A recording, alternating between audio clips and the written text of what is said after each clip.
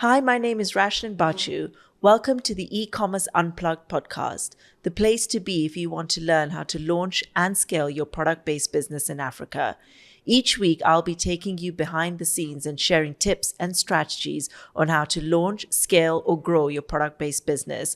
I will also be inviting fellow founders who either own product or service-based businesses to take you behind the scenes on what it takes to grow a successful business. I really hope that you will enjoy this podcast series. Please like, subscribe, or share. Today's episode is really exciting, because it's actually our first video episode that we've shot, and secondly, because I have my first host. So welcome, Hali Oduor. I'll let Halie introduce herself, but basically today's episode is really exciting because we will be discussing content creation, if you're a brand, how to work with content creators, what to expect, how to get the most bang for your buck.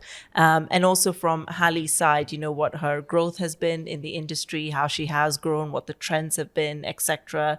So just, working with content creators for brands is really important, for influencers, whatever the correct terminology is.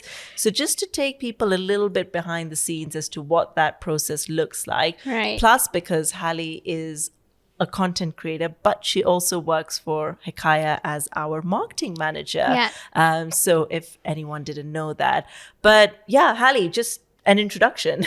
Okay. Well, I'm Hali Oduor. I'm a content creator. I've been in the space now full time, I would say 3 years. Yeah. I took the leap 2020. And that's when I was like, oh, all right, this is something that I can do, and something that my parents are like, okay, go do. They can accept it. So were your parents like on board with it when you first, because you were in the States, right? And then you started when you were in the States. So initially it wasn't even my intention to be a content creator. I just loved to share where I was love to eat or what I'm wearing. And I did have like a little blog spot in high school. I don't know what I was thinking because those outfits are not cute, but that's what I love to do. I just love to shop. I love to post what I was wearing. And I was like, okay, let's do this. And then so when I moved to New York, there were so many restaurants. It's winter, so you get to dress up. So you started as a foodie influencer. Kind of, because I just like to eat out, and then I'd post a little bit of my travels here, there, and what I love to wear. So it's just me, really. And then in New York, there's so many restaurants. Also, it's winter, so I could, wear a coat and heels, and it was cool and different from what you wear in Nairobi. And then I had a brand reach out, and they're like, "Hey, we really Which brand? It was L'Occitane. Oh, the skincare one. Yeah. And they're like, we really love. How do you pronounce that? Because I don't know. Is it L'Occitane? L'Occitane. L'Occitane. I don't know. But I was like, it stayed in my inbox for a minute. Because I was like, is this real? Is it not? Is it a scam? So I left it there. Fine. They emailed maybe 2 more times, and I was like, okay, let me just respond and see where this goes. And they're like, we really love your content. Can we pay you for a photo? Oh, wow. And I was like, I'm sorry. So it was paid, and it wasn't like, let me gift you 20 hand creams. It was, let's gift you, and how much do you charge for a post? And I was like, I'm sorry. And at this time, how many followers did you have? I think maybe 5,000. Oh, wow. So it wasn't a crazy amount at all. But that's still good. So after how long did you get this first brand? It was probably, I think it was my second semester. Okay. So it'd been about a year of just constantly posting you didn't have to post every day then. It was like once a week on Sundays I would post.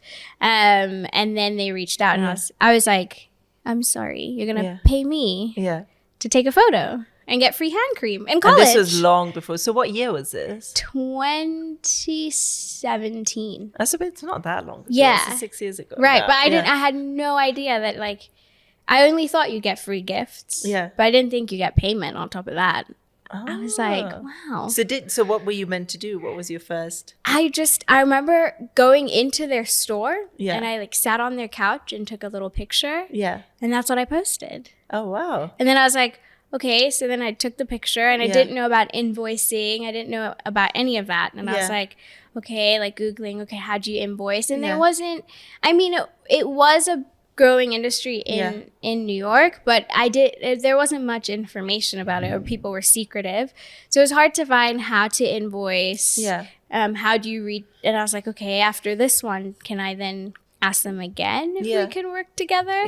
And then naturally it just came where you'd get a DM or an email. And then being at FIT, where I went to university, a lot of the girls were in that space. So you were able to then, I had one of my friends work at Daniel Wellington, and she's like, we're looking for some content creators. Would you like to be a part of our PR list? And I was like, yeah.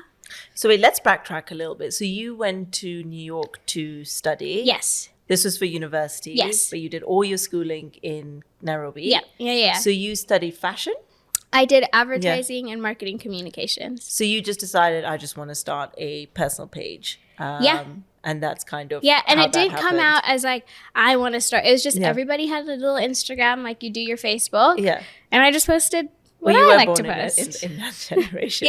So Halie is, how old are you, Halie? 24. Yeah, so Halie is very young. So when I was born, there was no There's internet. no internet. So, fine. So you're like, I just want to document my food and my outfits. And that's amazing. Just so how long were things. you in New York for before you moved back to For Nairobi? 3 years. Okay. Yeah. And when you came back here, did you pursue other career options, or did you go full-time as content creator? So when I did come back, it was at the very end of 2019. So you had your holiday, and then I started seeing like there were options to kind of start as a content creator, and then COVID hit, so that just forced me to kind of go full ham on. So how many years before COVID did you come back? Just a few months. So I came back that Christmas. I never realized that. So when we first worked together way back when, this was before COVID. So you weren't actually you were back and forth from America. So I would come every holiday. I was home. So you moved back just in 2020? Just very interesting. Before. Yeah. Oh, cool. So, so then you decided just to go all in. Yeah. Because for the last probably like 2019 in New York, I'd been earning steadily from content creation. But enough to like as a full-time? Not enough. I did have another job as well in New York. So what were you doing? So I worked as a financial aide. Like I worked in the finance office and did budgeting and accounting for the student life department at my school. That sounds riveting. It was not that interesting. But like you got to like, I guess, meet people, because it was like all the activities, that was the hub of where they happened. So you got to meet people. Yeah. But it wasn't the working in finance and budgets and looking at numbers was not very fun. So actually, just before are you guys content creators? Are you influencers? What's the difference? I prefer being called a content creator because I curate content. Fine. But like an influencer, I don't know why that word makes me uncomfortable. Yeah. Just because I think there's negative connotations around the word influencer. Yeah. So I like content creator because that's what I do. But I don't know. I don't want to feel like I am influencing perhaps to do something, but I'm creating out of my love. So if you like it, come along. But I don't know about influencer. Oh, so you prefer the word content creation? Yeah, for sure. So what does, because I guess this industry has just exploded over the past however many years it's been now. But it's not I don't know if regulated is the right word. Yeah, definitely not regulated. But I come from a brand perspective. You've got both sides of the spectrum now. There's no like in terms of what market rates are, how to pick out whether an influencer content creator is the right fit for you, what it is.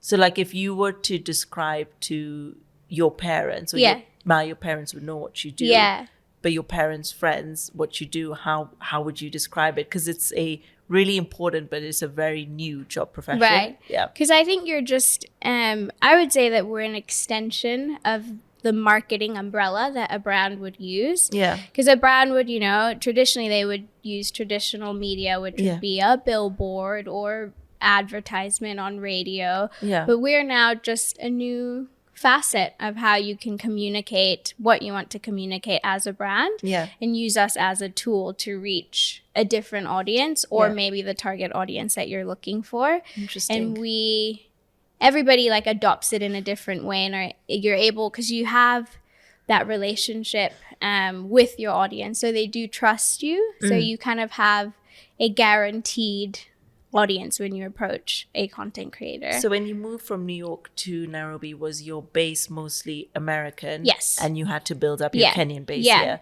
So when you moved here, how many followers did you have? I think when I came back, I probably was somewhere around maybe 20,000. So it also wasn't huge. How many followers do you have now? Just above 50. Just above 50. Yeah. So sorry, how many did you say? I think 20. That's really good. Yeah. But those were all American. Almost completely. I think when I came back, I was sitting at maybe 85% American.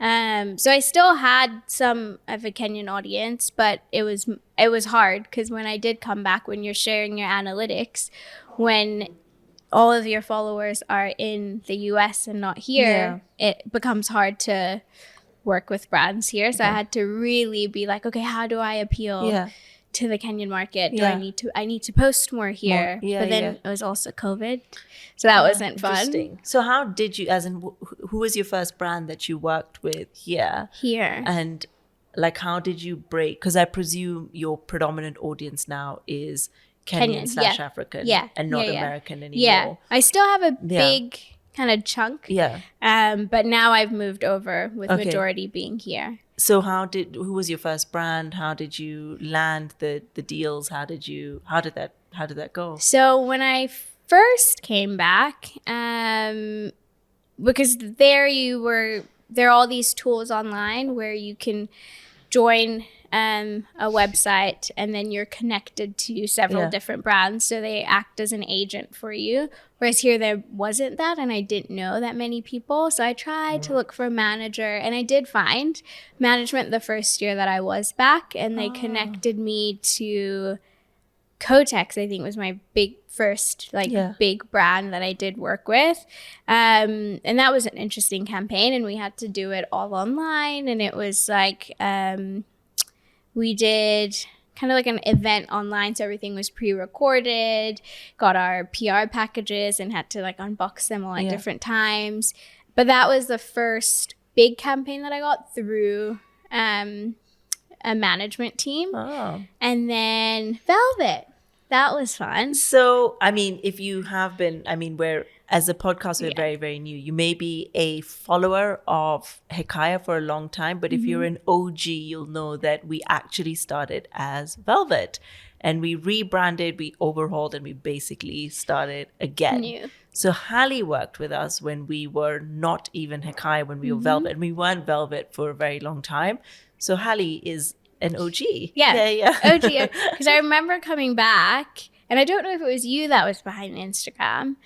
I think no, it was someone else, but we were aware of, And they were like, hey, we'd love to send you a few pieces. And there were pieces that I was like, oh, I haven't seen these anywhere else. And coming straight back, you're looking for something similar to what you've been used to. And I was like, oh I'd love to. And then we had the conversation. Was it the beginning of 2020? It was the beginning of 2020. No, kind of.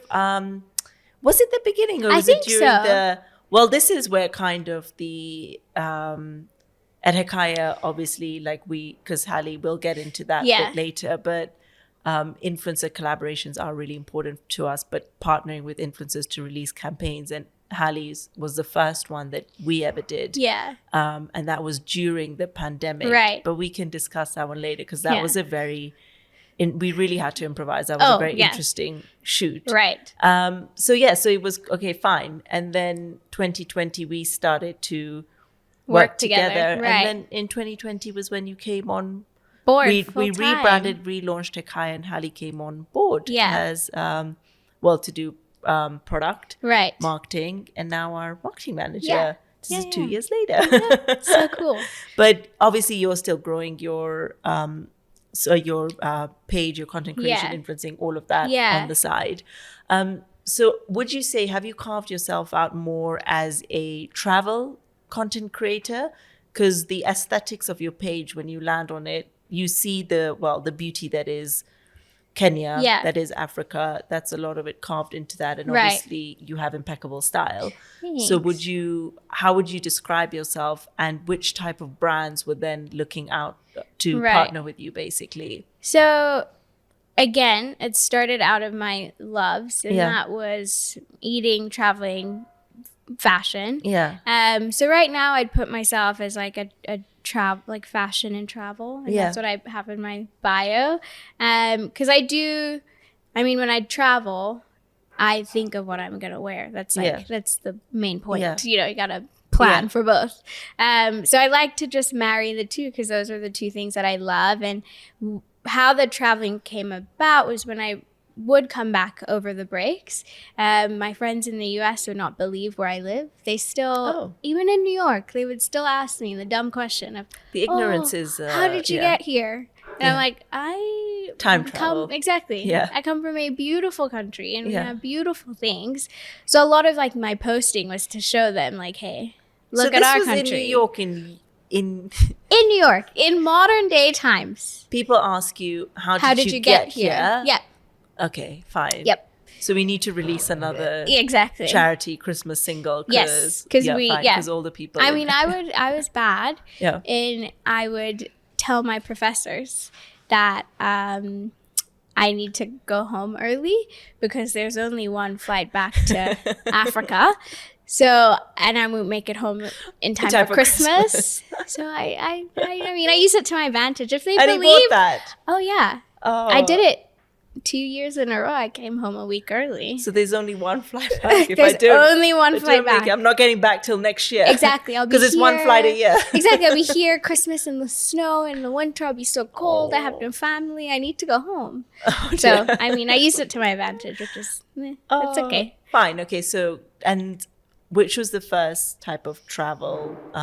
Because you work with a lot of lodges, is that the right word? Out in the Mara or like Kipia, wherever it is. So how did you break into that? Because a lot of those are luxury upmarket.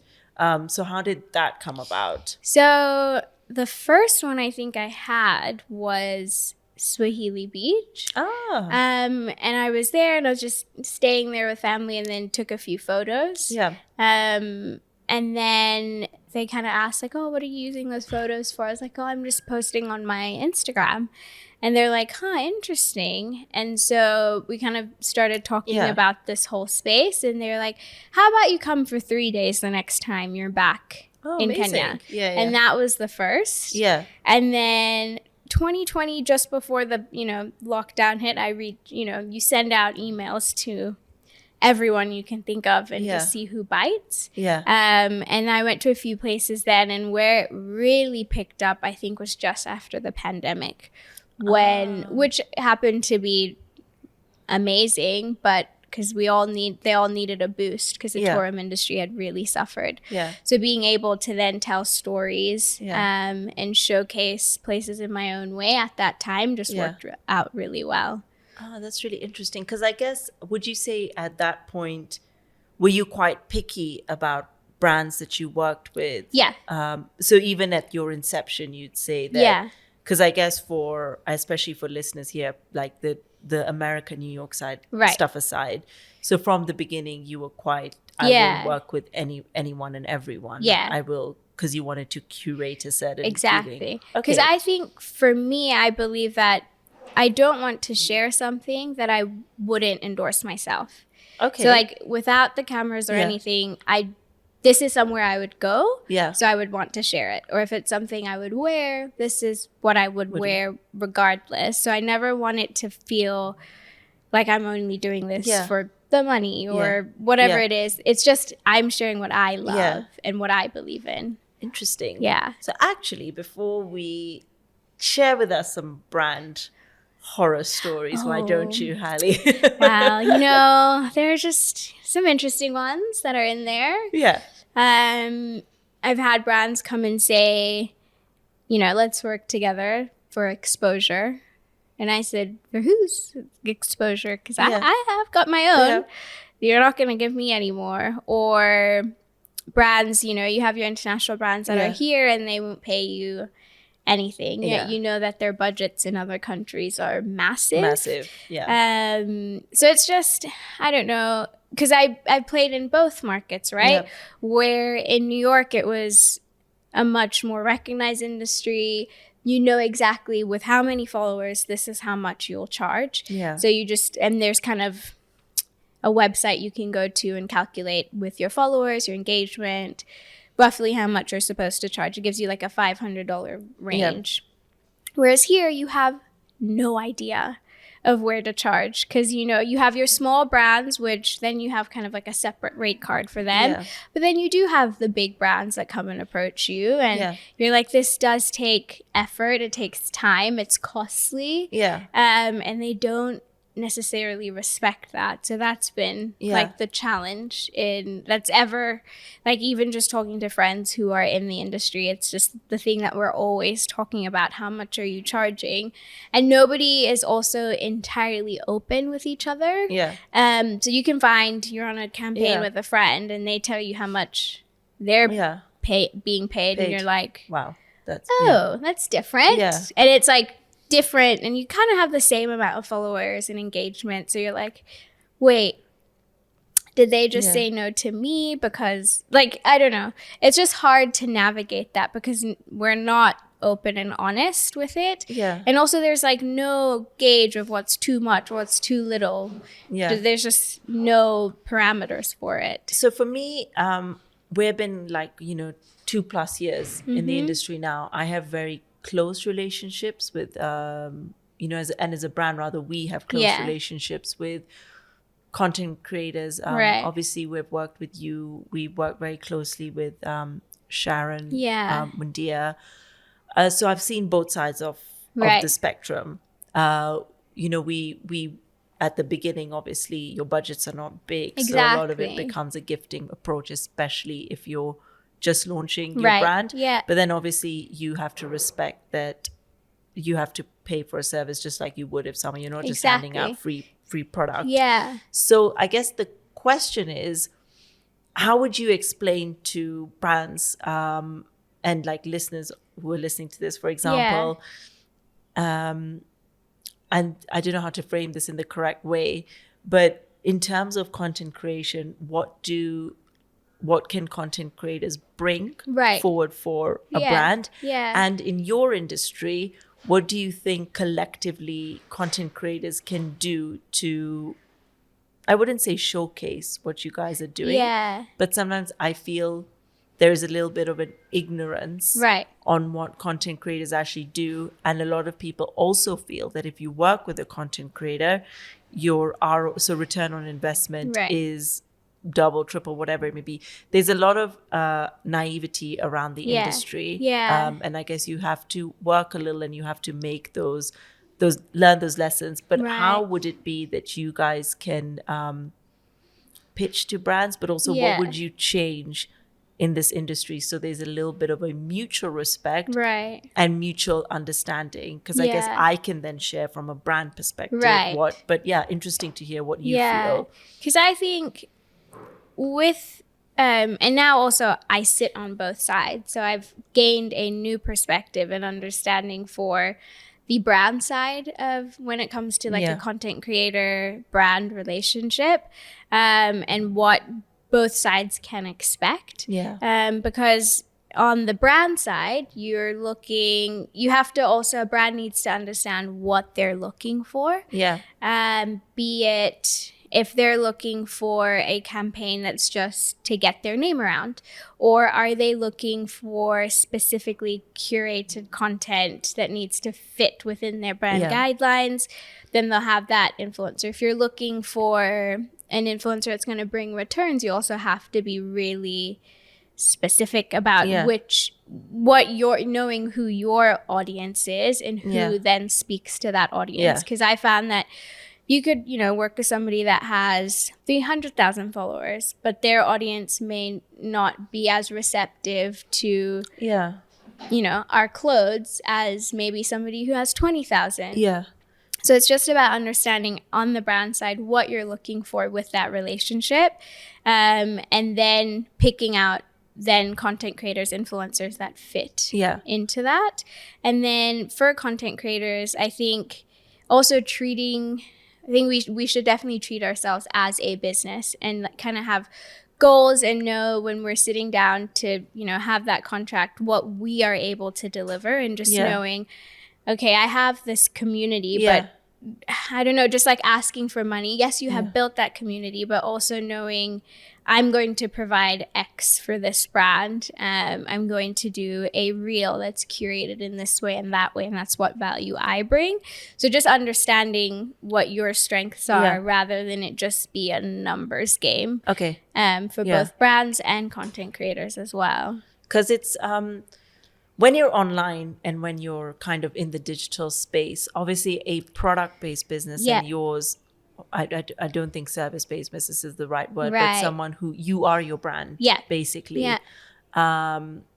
So I'm someone who's coming out a little bit more, trying to be a little bit more visible. Right. As face of Ekaya, but also entrepreneur, whatever it may be.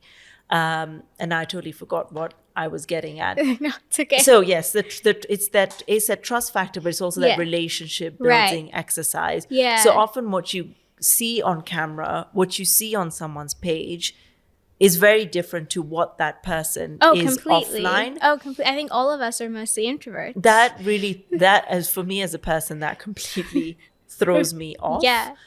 When someone is totally different on a page and a personality that shines through their curated Instagram feed is not the personality that you're working with behind the scenes. So obviously building relationships, building trust. How can brands and content creators work together at inception just to create that relationship? And how, either way, but I guess from particularly from a brand perspective, how is it, or rather how can you tell that this content creator is going to be a right fit for your brand? I think it's also about having somebody that believes in your brand. Because if I don't shop at Hikaya, when I speak about Hikaya, it's not going to come out of a place of love or something I've experienced, but having that interaction before you actually do work together. And I've seen a few brands now try it where they'll send you products with no agenda, in a sense of, we're sending you products, don't post, but we just want you to understand our products and let us know what you think of them. And then you can then start the relationship, because you are, as a content creator, you are kind of sitting at a place of authority, informing. And if you don't believe in something, it's always going to show. And also you're not going to enjoy creating that content for the brand, because if it's a brand that I love wearing, I'm going to wear it every day anyways. So then it's just easy to take a picture. I'm not thinking, I need to actually wear that dress because I have to create this content. Where it's just, that's a dress that I picked up in my closet. I'm wearing it all the time. And it could be for any other product. When it's something that you do believe in and love, it becomes so easy to speak about it and so natural. So just fostering that relationship in the beginning, where you're not just coming full force and saying, okay, we want to work together, but just understanding, does this creator actually buy your products? Do they love what you produce? Then it becomes really easy. No, I think that's really important, because it applies to a lot of things. So don't just throw spaghetti at the wall and hope it's going to stick. And I think it's the same with working with content creators. So a lot of people will still be open to the gifting approach. Especially if you're a new brand and you're just trying to make a splash. But making that relationships from the beginning, kind of seeing who's a good fit for you and who will actually help propel your brand forward. I think that's really important. But I think you said it really well. That's something we've learned at Hikaya as well, because at the beginning you're a little bit naive, where you just say, I want to work for an influencer, please post for me. I want to get followers. Obviously followers does not equal sales. Shoppers, and I feel that from a brand perspective as well, you will get influencers who can convert for you. But I think together you need to have a strong understanding on either side of what it is you're bringing to the table. Yeah. It's not send you a product, please take a picture and then I'll post it on my gram and voila, job done. Exactly. There is a lot of work that goes into the relationships, what you want from a brand, and also giving the influencer, content creator, whatever it may be, a little bit of direction. Right. Saying the creative sort of rights, that's your jurisdiction, that's for you to do. Yeah. But this is kind of what we want to get out of it. So I would say for a brand, do not approach a content creator unless it is you know what you want out of it. Sometimes you have to trial and error. Right. So sometimes someone might get a lot of engagement for you, but no conversion. Right. But then as a brand, you go on the offline experience of taking them through that journey. And then if they're your follower, then if they're engaged, then they can eventually buy from you. Yeah. Or you might just hit the nail on the head the first time round and work with someone who does convert for you. So when do you think, especially with longer term partnerships for brands, when is the right time to call it quits because of kind of fatigue, audience fatigue of just seeing the same thing all the time? When does it stop feeling natural and start feeling forced? Yeah, I think that comes to, like, with a long-term partnership, I think it's very different from when you kind of have those monthly ones or 3-month ones, because you have set deliverables. Whereas I think with the longer-term partnerships, there's more freedom in when you can post, and then you can gauge, okay, my followers have seen too much of this. Nobody's responding. They don't even like the photo when I post it. And then you can take a break from it. But it's all about just kind of having a feel for it, and then being intentional with those longer term ones, that you're not posting like every single week, because then you'll get bored of it.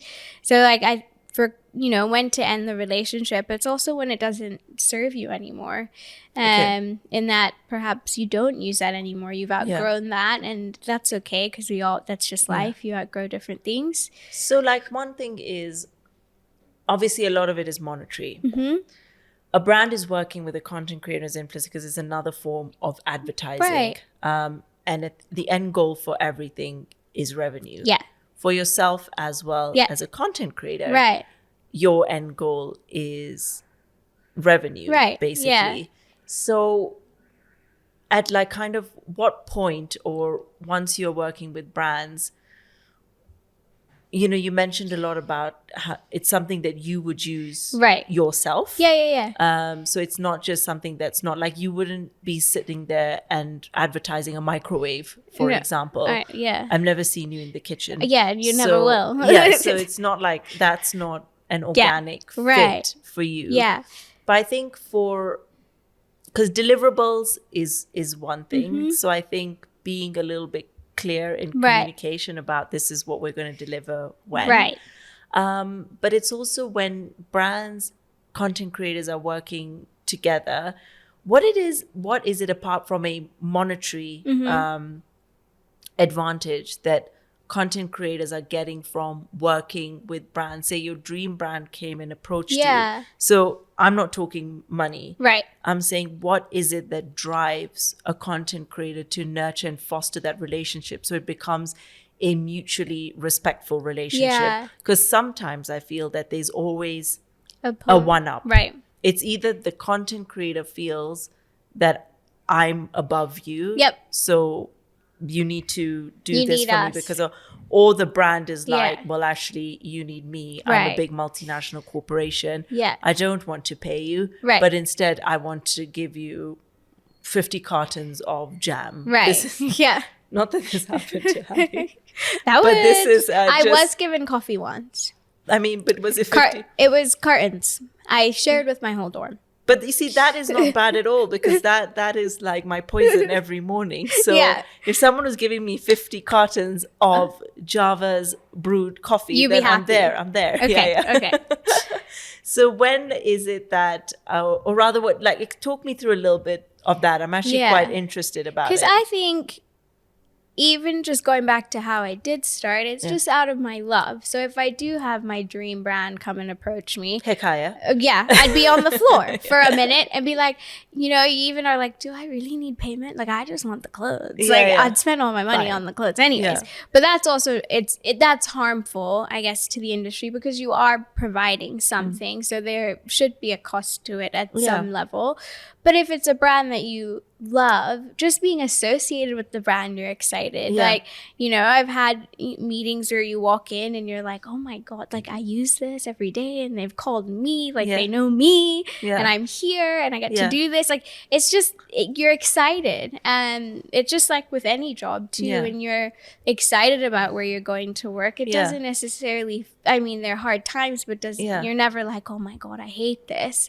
You just love it because this is a brand that you admire. And the fact that they're taking the time to speak with you and meet with you, you're just like, I'm ready to have that conversation. And sometimes it turns out to be the dream that you had is not what you met, and your kind of bubble fades and is burst. But it's always nice to have that, and then you're just excited about getting to showcase this new product that they have, or if it's a new brand coming into the country and you getting to be part of that rollout, you're just like, oh, it's me. I'm excited. Okay, perfect. So I think more on like even like a return on investment side. Like aside from like the because I believe we've talked about that, what should brands be looking at? Because obviously you can talk through your experience now, because Halie comes from both sides of the spectrum. So like tell me about that. What should brands such as our listeners who are either want to start a brand or they have a brand, what should brands be looking for? Or rather, how should they measure the impact of this? I think finding someone that in marketing, you talk about your buyer and create a persona for your buyer. And knowing who that is will help you then find who's going to speak to that person. Okay. So numbers are not everything. And I think here we're still stuck to that, where numbers is what you see somebody, they have 350,000 or 300,000, whatever, and you're like, oh my God, they're the person that we need to get on our our campaign. But that's not necessarily it. If they have those numbers, but those numbers are not your target audience, and it's not going to work, right?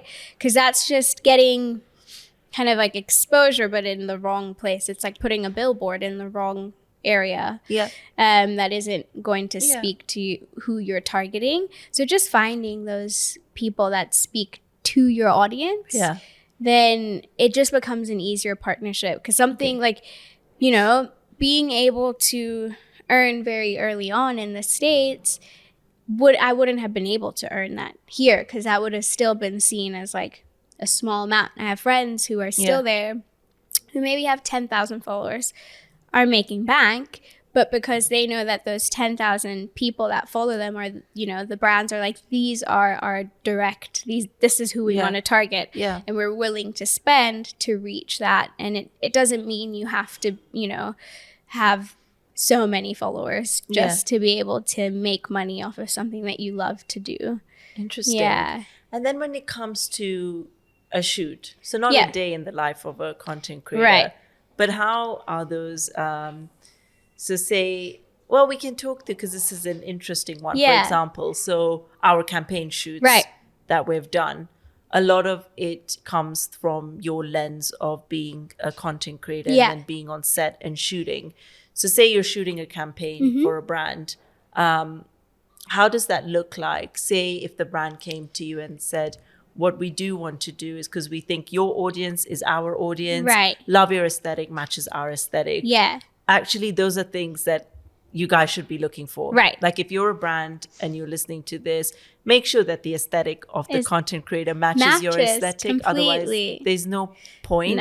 And make sure that their followers are your followers. If you're appealing to a 22-year-old, don't go pick a mom, for example. It's not going to work. It's not going to work.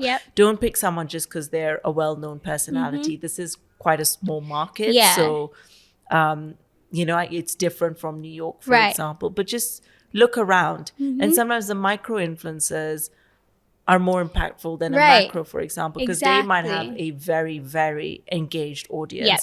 And that's what you want, an engaged audience. So talk us through, like, what does a shoot day look like? It takes a lot of planning. It's never that you just wake up one day and you're like, okay, I'm gonna, because initially when I did start, my dad just thought, oh, you just take pictures, that's all you do. And I was like, but that is unfortunately the perception for a lot of people, not just your dad. I think everyone is like, a content creator or an influencer just takes pictures in their bikini in Dubai, and that's it. That's their job, and they're getting paid mega bucks to do that. But anyways, it's true. I digress. It's true. So you take pictures. I do take pictures. But it's not just a picture, right? It's something that you've thought of beforehand, and you've said, okay, with the way I do things, I like to stick to who I am, and would always want to present something in a natural way that is natural. It doesn't just seem like, I holding a product, buy this. It's, I like to ingrain it into my life. So that does take planning, right? So it's experiential. Right. That's what I think. That's I think why the two fits were at the very beginning. But it's experiential. You want someone to feel something. So if you've gone to Finch Hattons, for example, just, it's what would someone feel like if they were there, right? And I'll take you through my life, or if it's, just a product, I'd want that product to be with me in what I do every day. So that does take planning beforehand, and you have to figure out, okay, when will I shoot this? Because you also have to be intentional.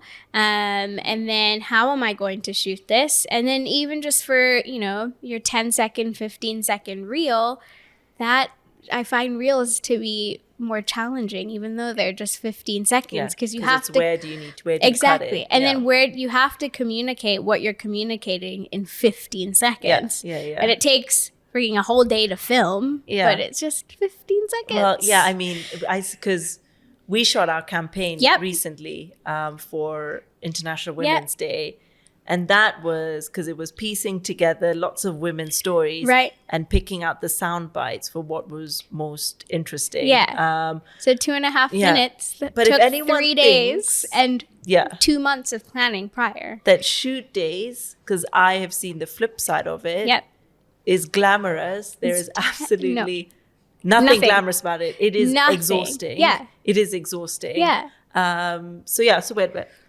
I have questions on my phone. Okay. So I should put ask away. I don't like facial ID, so I never. You don't put it? No, I don't like it. Do you think they're going to come for you? No, it's just one of those things, if you're ever in a kind of like high kidnap situation and then someone is like, like facial recognition. It's really well put out, I can see. I can see.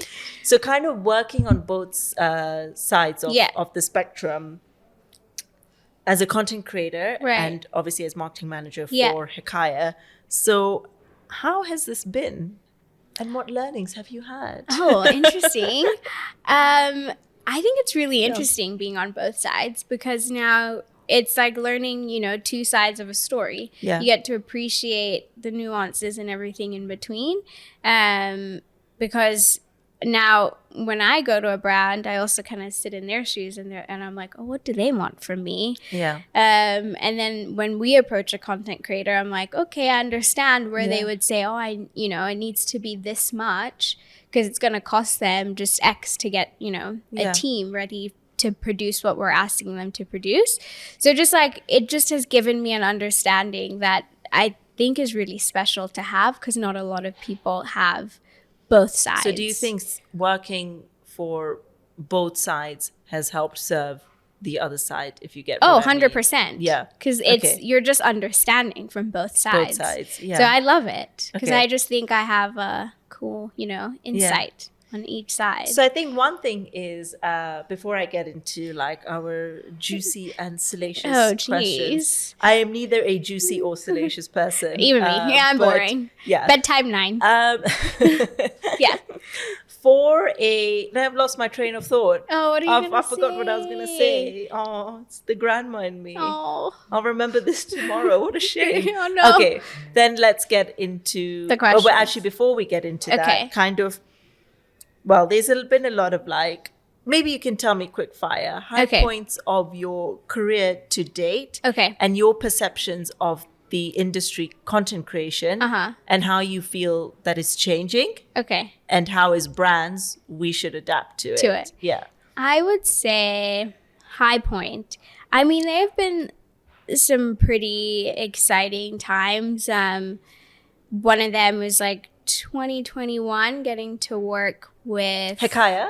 Of course. Well, that was good. Wait. That was going to be like the one I end with. But getting to work with my first international hotel in Dubai, that was really, really cool. And I never thought it was the Park Hyatt. And I never thought that would, you kind of, you're like, oh, wow. Like I could also approach and be of value to an international brand. Yeah. And then getting to travel to some of the places I've been to, they're pretty incredible. And I don't take that for granted. And obviously getting to produce every year with Hikaya and like being a part of the team. Because the way that life worked and the pandemic and coming home and all that, it was very uncertain. And then to land a job in that was my dream job, where I told you when I was 9, when you play pretend. So other kids play with their prams. That was never me in their kitchens. You won't catch me there. But I did have 3 friends, and we'd sit down in one of our mom's offices and like have our own little fashion brand. And one of the girls would be designing, and another of us is on the phone and the computer, and we're doing fashion shows, and we had our little fashion empire. And then, those 2 girls, they went to fashion school too and are working for some really amazing brands. And then I get to then do that here with Hikaya. I'm just like, dreams do come true. Hali, it's really cool. I love it. So that's definitely been the highlight, and just being part of something that's beginning and we get to grow, and just every day is a different day, and also getting to be able to have the freedom to do my content creation as well, and just have both work so well together. I couldn't ask for a better, job in my 20s. Hali. Yeah. And I love it. And just how do you think the industry is changing, and what as brands should we be doing to adapt to that change? I think in this space, having a budget aside for content creators or influencers should be there in your like annual budget, because you'll have then brands come to you like, oh, we want to do this, but we don't have budget, we spent it on this. But it should be something that's baked into it, because it's the way the world is. We're all moving online, right? So having traditional media isn't the way to go anymore. Nobody's buying a magazine and reading it. So just having brands be intentional about how they do approach influencers too, and seeing it as a job. It is a job that we do. It does, it is 9 to, but even I wouldn't even say it's a 9 to 5. It's really hard to switch it off. Because for me, I find that when you do go out, you're like, oh, I need to get stories. I need to do this. You always need, but the online feel space the also need. Doesn't sleep. Right. So you have to constantly keep churning out things online. And when you go somewhere, you're thinking, oh, I need to, even when you're on holiday and you're like, I'm turning off my phone. Never happens. I always end up creating more than when I am at home. So it is a job, and it does deserve the respect of a job, and it is a title. And people do work hard to build their community. So it should be something that is respected. That's what I would say. And before we end, can you tell me, because you were sharing last week with the very interesting, even if you're a brand, you will get very interesting DMs sometimes. The trolls come out in full force. Certain times of year, they are more active for a brand. But for you as a content creator, they're there. What are the most ridiculous requests to ask that you get? people are special. I mean, they are. Yeah. I've had one who's told me, oh, why don't you do your nails? I mean, I do my nails now, but I never used to why before. don't you do your nails? Why don't you do your nails? Yeah. So I was like, so are they looking through all my photos to see whether I did my nails? Okay. Why your toes always? Why did you always put white nail polish on your toes? So they DM you this, or they comment on it? Both. And you're just like... Just to make sure that the point is driven home. Exactly. Okay. Right. So they'll do both. And you're just like, what's going on? Or then, you have your ones, which is, I'll pay you $5,000 a week to just be my companion. I just want messages. Nothing else. $5,000 a week. $5,000 a week. I was like, so you just want me to say hello? But that's... So wait, and so they've said they'll give you this at the start of the week just to say... I don't know, because he said he doesn't want anything extra, no frills. So I want a friend maybe, but you'll get those every day. Out of curiosity, did you not just message this person back and say, oh, I'm so scared. Please transfer me my $5,000. Exactly. Send me it first. Then we can discuss. Okay. Because that's, Yeah. I mean, if it's no frills, if you're just saying hello, hi, I mean, what's Well, harm? to be online, you need to have a thick skin. Oh, for sure. So I think that's...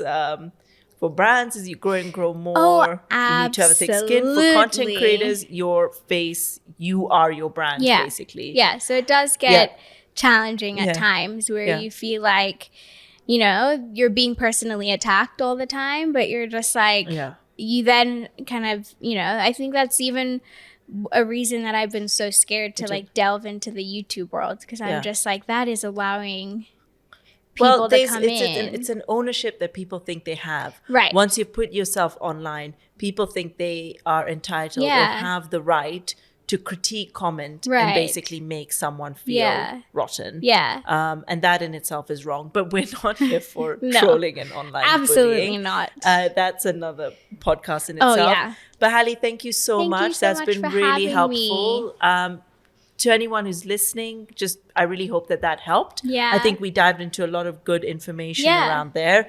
It is a ever-growing industry, content creation, and it's one, brands and content creators need to continue to work together. Right. I don't think they should be, at bottleneck with each other, which sometimes I think that does happen. Yeah. But I think that together, you can both flourish together. But no, thank you so much. That was really, really interesting. Yeah. Guys, if you've got any DMs, if you've got any questions, please DM us more questions about content creation, how brands can work together with content creators. Be more than happy to answer that and ask Halie for her advice too. Yeah. But yes, thank you so much for joining the eCommerce Unplugged podcast. I'm so excited. It was my first podcast. Yay!